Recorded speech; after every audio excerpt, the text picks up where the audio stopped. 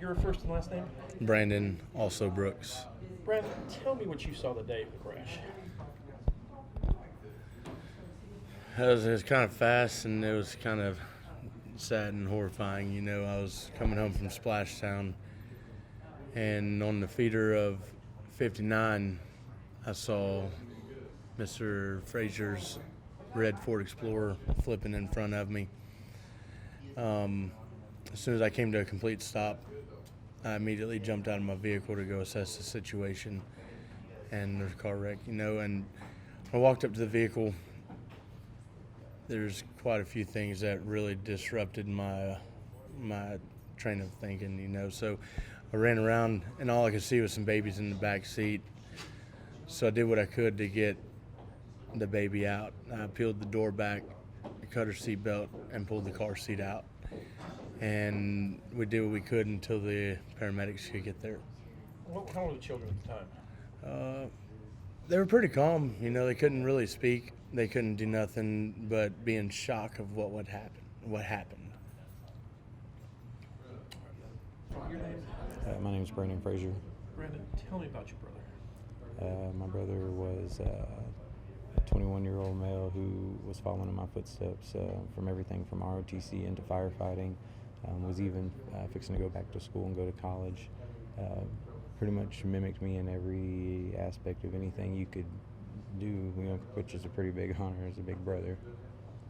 When you've been in law enforcement, you've been a firefighter since a kid, and now he's basically going to follow you. And plus, he had the 2 kids. He's married. Yes, sir. I've been in emergency services for the better part of a decade in some form, if not multiple, at any given times.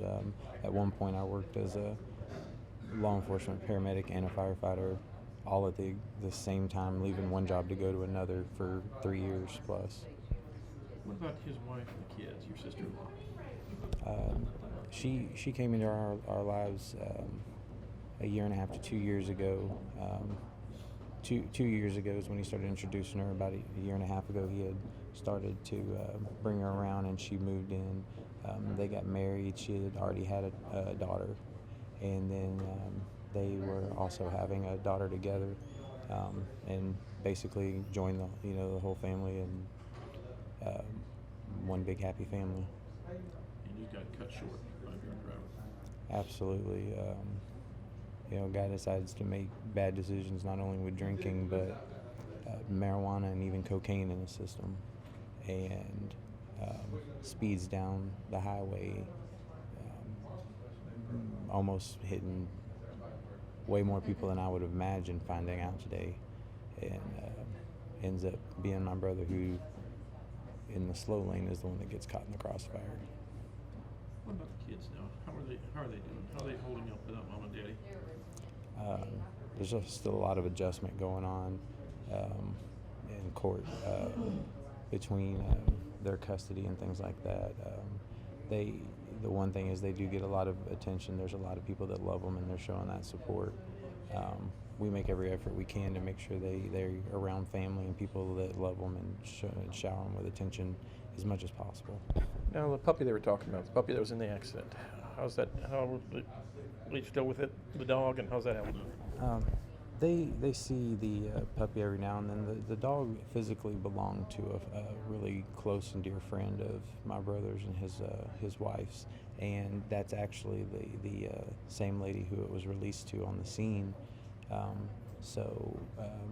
She gets to see the puppy and play with the puppy, and most of the time she's playing with the puppies at my house because I have 2 service dogs and plus 2 chihuahuas and a ferret, so they're big time animal lovers, and they're always all over them, tugging on them and playing with them.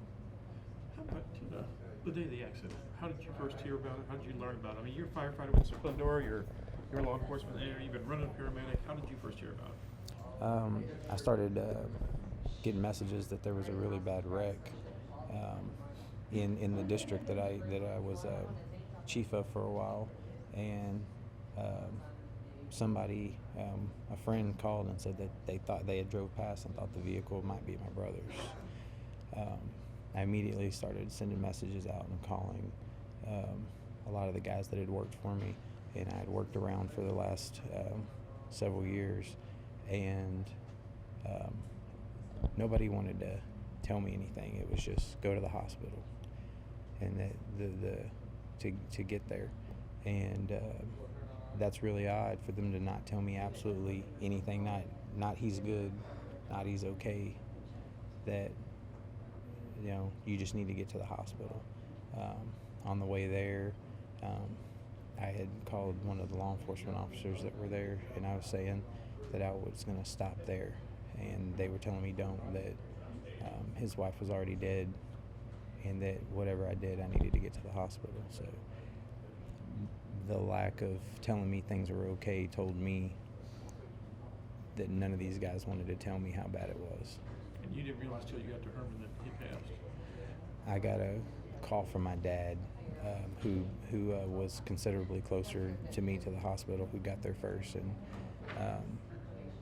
he told me that my brother had passed away, and they on the way there, and they had tried to save him, and he said that he didn't want a lot of people to know yet because we were trying to get my little brother and my sister there in our sights so we could talk to them and tell them they didn't hear it through other people.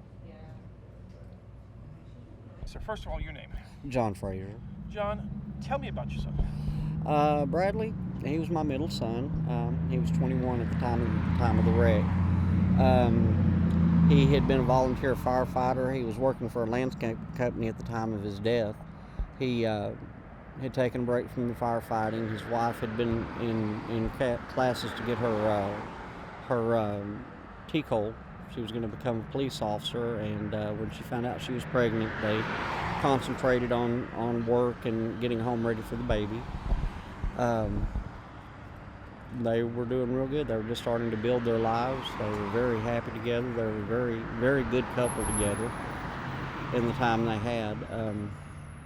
Shay, I knew this, they had been living with me since right before the marriage, or about a year and a half total.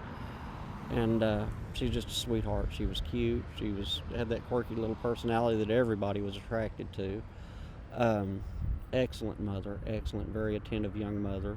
She was very good with Sienna, and then when the baby came, it was the same there. She had just boundless energy for the kids, and her and Brad, that's what they spent the majority of their time on, were the babies. And they loved being around their kids. And just take it away from them, just flash them. Nice and flash them. Yeah, that's one of the hardest parts. Is Sienna was 2 at the time of the wreck, and Raina was 5 weeks. So by in the next just very few years, Sienna won't have any real memories other than the stories we're able to share with her. And right now, we limit that. We don't want to bring back too many unpleasant memories for her. We want to give her time. And of course, the baby was 5 weeks, so all she will ever know are the stories, and that hurts me a good bit. Now they transported your son to the hospital, told you to go to the hospital. You were first one there. You got there before Brandon. Went in, and did you think your son was okay, or what did you know? I didn't know. One of the firefighters that we know well had told me that he was critical and I should hurry. I picked my youngest son Brian up on the way. We got to the hospital, and they, of course, at first wouldn't tell us anything. When I knew was many years ago, I had another son I lost in a traffic accident at Herman Hospital. Excuse me. And they took us into a family room, and it was the same room they took me into back in 2000 to let me know my eldest son had died. So at that point, I pretty well knew what they were going to tell us, and the girls fortunately were not seriously injured. They were in a separate room. They took me up to see Bradley and identify him, and then I was with the girls until family got there. We were able to discharge and take them home that night. What do you think having to go through this trial and live this thing all over again? It's not easy. It's not easy.